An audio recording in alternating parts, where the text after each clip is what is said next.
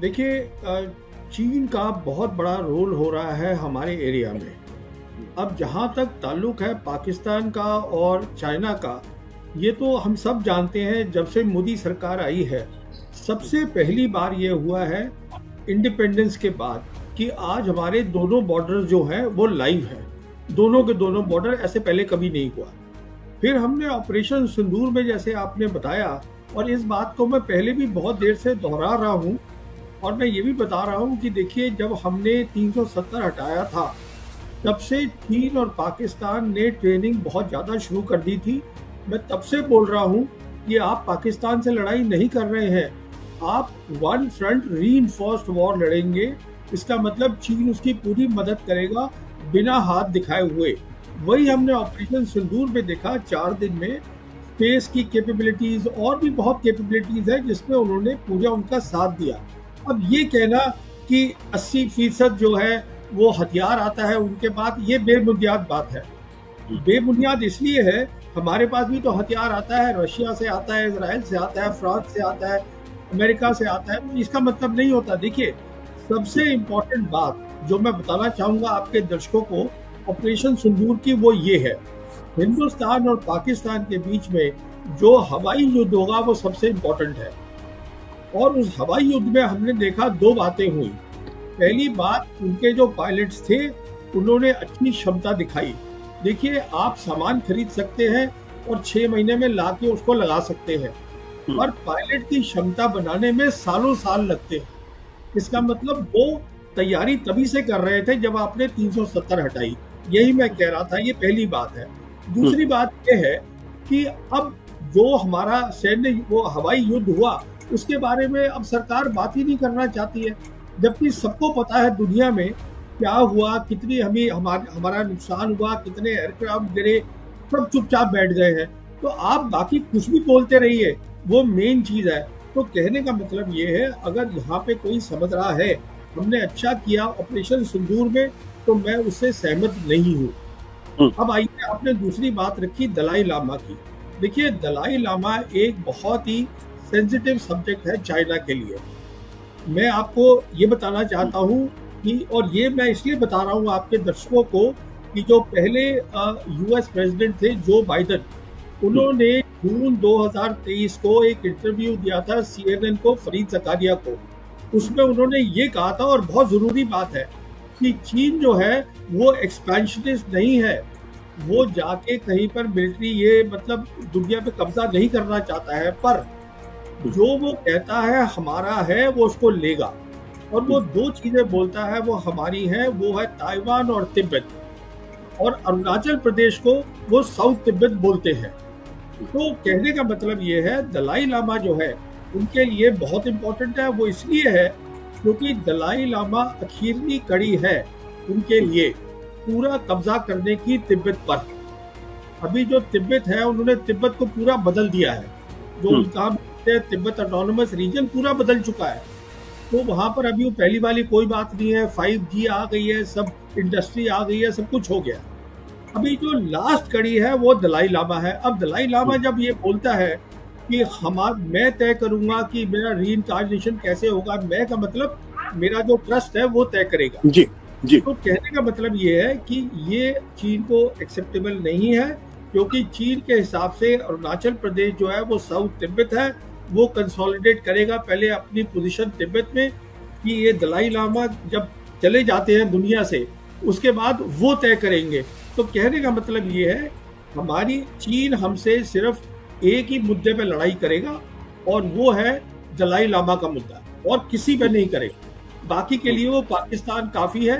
चीन हमें अपने बराबरी का समझता ही नहीं है, पर इस मुद्दे पे वो लड़ाई करेगा। अब आपने बोला लड़ाई की बात, देखिए वो एक लड़ाई होगी जो दुनिया ने देखी भी नहीं है आज तक। मैं अपने दर्शकों को मिसाल देता हूँ छोटी सी। देखिए, क्या हुआ था कि जब एक युद्ध हुआ था 1991 का, जो इराक वॉर हुई थी, जिसको हम ऑपरेशन डेजर्ट स्टॉर्म बोलते हैं, उसमें अमेरिकन फोर्सेस ने 44 डेज की एयर कैंपेन करी। उसके बाद ग्राउंड में कुछ था ही नहीं, और 100 घंटे में सब कुछ निपटा दिया। कहने का मतलब कि यहाँ पर 44 डेज नहीं होगा। इसको मैं समझा चुका हूँ, किताब भी लिख चुका हूँ ये लड़ाई होगी अगर चीन लड़ेगा। तो वो जो चीजें कह रहा है मैं वापस लूंगा। आज वो क्लेम कर रहा है अरुणाचल प्रदेश, आज जिसको वो साउथ तिब्बत बोलता है, आज वो क्लेम कर रहा है पूरा लद्दाख। उसके पास काबिलियत है और मैं समझता हूं कि वो 10 दिन में एक डिसाइसिव जो है लड़ाई लड़ सकता है। तो हमारा खतरा बहुत ज्यादा बढ़ा हुआ, बहुत बढ़ गया है। अब आपने तीसरी बात करी, क्या हम तैयार हैं? तो मैं आपको बताना चाहता हूँ, ये मुझे बहुत कोई खुशी नहीं होती बताते हुए हम तैयार नहीं हैं। हम इसलिए तैयार नहीं है, पहली बात तो हमें देखिए, अब मैं आपके दर्शकों को बताता हूँ, हमारे वो जो डिप्टी चीफ हैं इंडियन आर्मी के, लेफ्टिनेंट जनरल राहुल सिंह, उन्होंने बोला कि वो 1 बॉर्डर और 2, एक बॉर्डर 2 एनिमीज एडवर्सरीज, वो बोला सब। अरे भाई, ये तो आपको पहले से पता होना चाहिए था। आपका दुश्मन कौन है, उसकी ताकत कितनी है। अब आप आज हैरान क्यों हो रहे हैं? ये तो आपका काम था ना, पता होने का कि कौन किससे मैं लड़ाई लड़ रहा हूँ। ये अब आप बता रहे हैं कि वो इसलिए था, ये बहानेबाजी का काम है। कहने का मतलब ये है कि आपको ये पता होना चाहिए, अगर आप प्रोफेशनल फौज है, मेरा दुश्मन कौन है, उसकी काबिलियत क्या है, मेरी काबिलियत क्या है, क्या मैं उसके साथ लड़ाई कर सकता हूँ। तो कहने का मतलब ये है, जो ऑपरेशन सिंदूर था, अगर आप देखिए ध्यान से, तो वो तो लड़ाई थी ही नहीं। क्योंकि अगर आप अपनी सेना को ये बोल रहे हैं, एयरफोर्स को, कि साहब आप नॉन मिलिट्री टारगेट पे हिट करेंगे, नॉन मिलिट्री टारगेट, जो आपकी मिलिट्री की सबसे बड़ी ताकत है एयरफोर्स, उसको आप बोल रहे हैं नॉन मिलिट्री टारगेट लगाइए। उधर से हमारे एक है वो नेवी के एडवाइजर इंडोनेशिया में, वो जो कैप्टन है एक शिव कुमार, उनका फिर बयान आया कि साहब वो जो एयरफोर्स है उनको बताया गया था, हमारा इसलिए नुकसान हुआ कि आप एयर डिफेंस पे भी नहीं मारेंगे, आप मिलिट्री इंस्टॉलेशन पे नहीं मारेंगे, सिर्फ नॉन मिलिट्री पे करेंगे। किसी भी एयरफोर्स के अफसर को पता है, जब आप हवाई की लड़ाई करते हैं, सबसे पहले एयर डिफेंस सिस्टम जो होता है दुश्मन का, उसको अटैक करते हैं, क्योंकि उससे सबसे बड़ा खतरा होता है। अगर ये आप हिदायत दे रहे हैं तो आप लड़ाई कर ही कहाँ रहे हैं?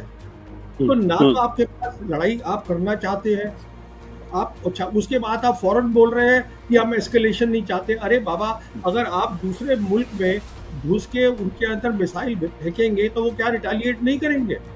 सोचने की बात है। तो आप कुछ करना भी चाहते हैं, नॉन मिलिट्री में करेंगे, एस्केलेशन नहीं करेंगे। आपको पता नहीं है आपका दुश्मन कौन है, चीन है, पाकिस्तान है, क्या है, उसकी काबिलियत क्या है, आपकी काबिलियत क्या है, तो आप मुझे बता दीजिए कैसे करेंगे आप। आपने एक और सवाल उठाया, जो फॉक्सकॉन की बात करी, और आपने ये रेयर अर्थ की बात करी।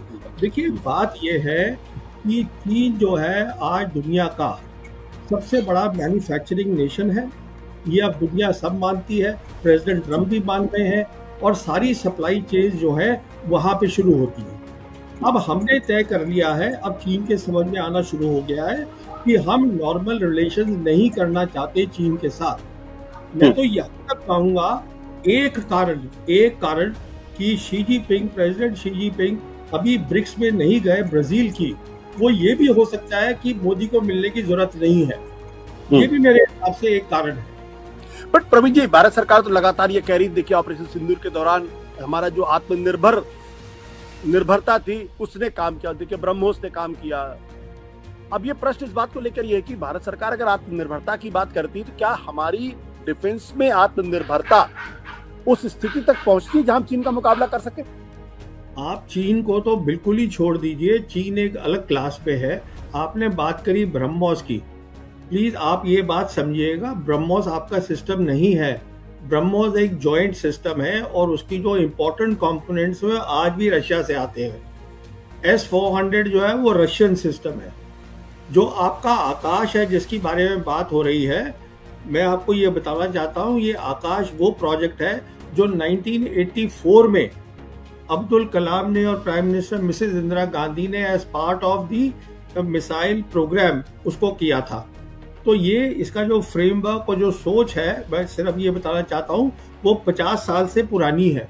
आप कितनी भी इम्प्रूवमेंट कर लीजिए, कहने का मतलब ये है कि जब तक आप R&D में पैसा नहीं डालेंगे, और उसमें पैसा डालना होता है, टाइम लगना होता है, ये रातों रात आत्मनिर्भरता नहीं हो जाती।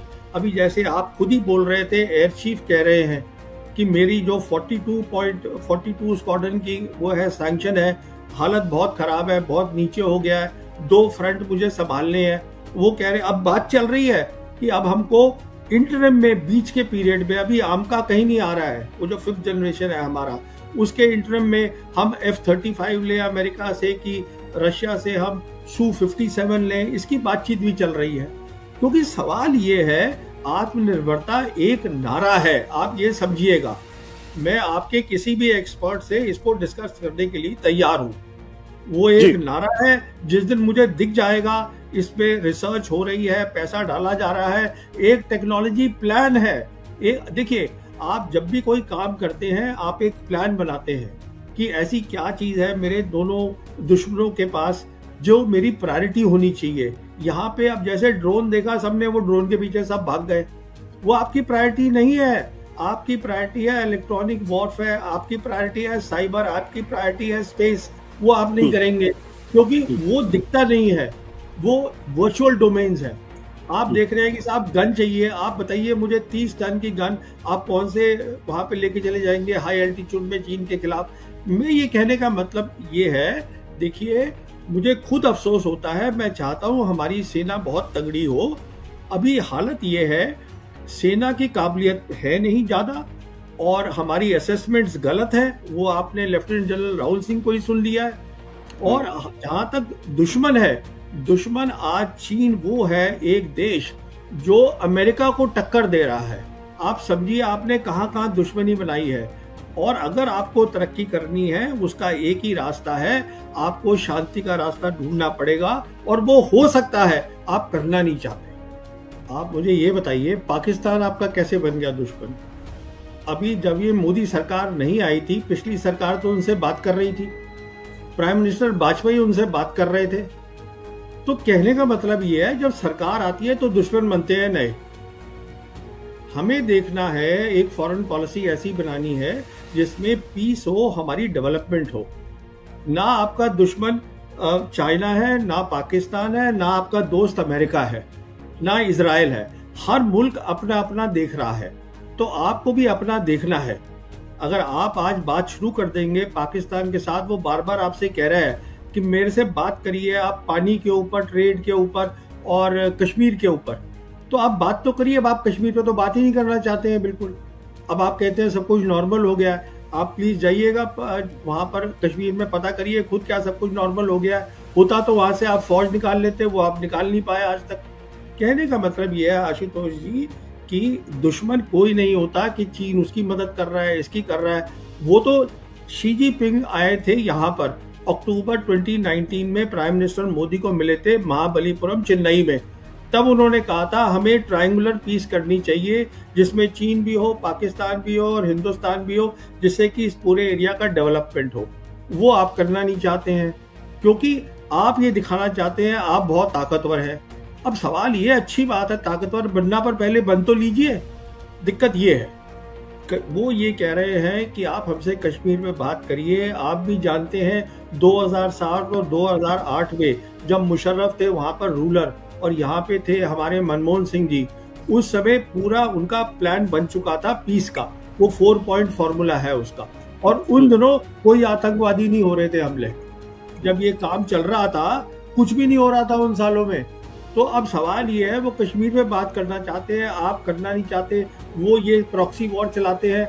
आप में सैन्य क्षमता नहीं है उनको डराने की। अगर आप में आज वो ताकत होती है, देखिए ये 2-3 अलग अलग इशू है, इनको मिक्स करने की जरूरत नहीं है। प्रॉक्सी वॉर जो है वो एक मिलिट्री इशू है, उसके लिए आपको सैन्य ताकत बनानी है। और वो इसलिए कर रहे हैं क्योंकि वो कहते हैं कश्मीर पे बात करो। जब आप कर रहे थे उनसे कश्मीर पे बात 2006 और 2008 के बीच में, कोई आतंकवादी हमले नहीं हुए, आप चेक कर लीजिए। अब सवाल ये है, अगर आप ये कह रहे हैं कि अब कश्मीर का मुद्दा ही हल हो गया, हमें सिर्फ पीओके लेना है और हमें कुछ नहीं करना है, तो सवाल ये है फिर आप ताकत बनाइए अपनी मिलिट्री ताकत। अगर आपकी बन जाएगी वो बंद कर देगा।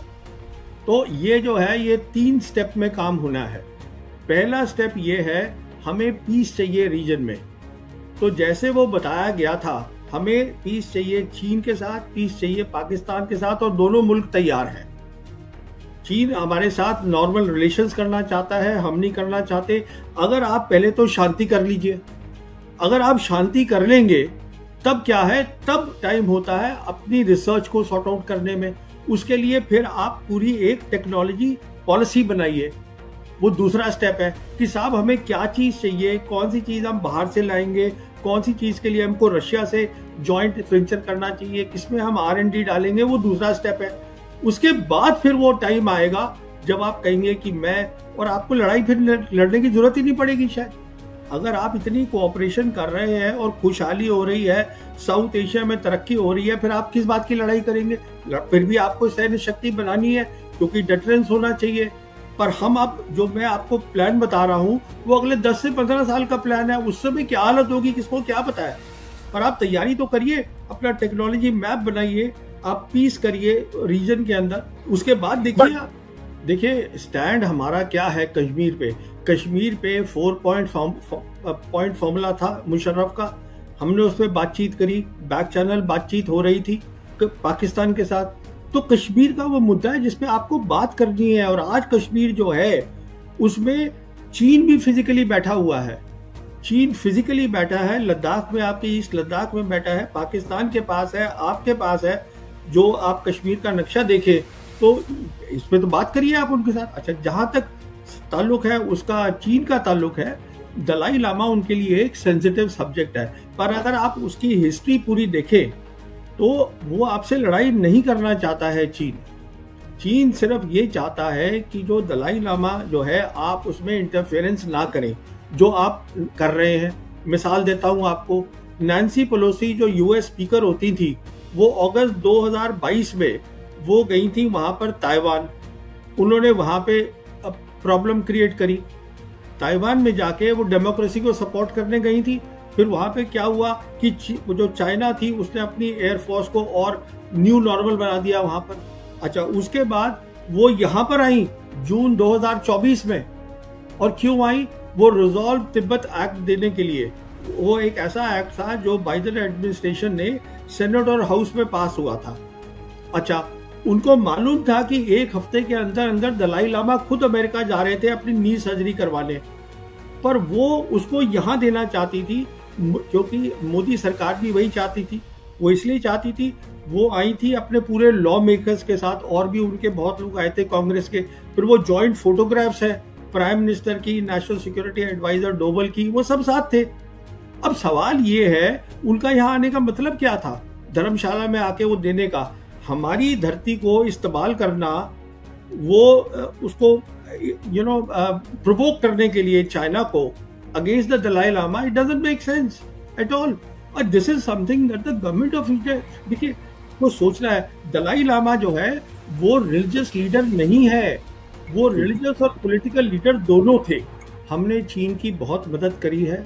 1959 में दलाई लामा आए थे।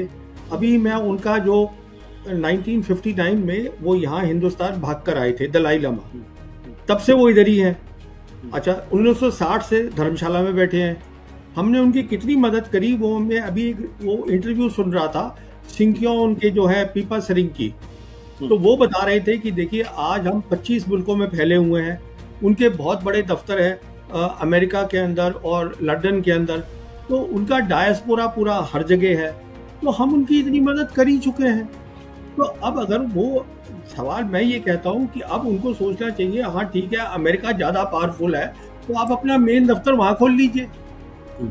मैं ये कह रहा हूँ, देखिए आप अगर ये कहेंगे कि वहाँ पर तिब्बत के अंदर चीज ये कर रहा है वो कर रहा है, ये आप तभी कह सकते हैं जब आप ग्लोबल पावर है, कि आपको हर चीज का ध्यान रखना है और आपको नजर रखनी है हर चीज के ऊपर।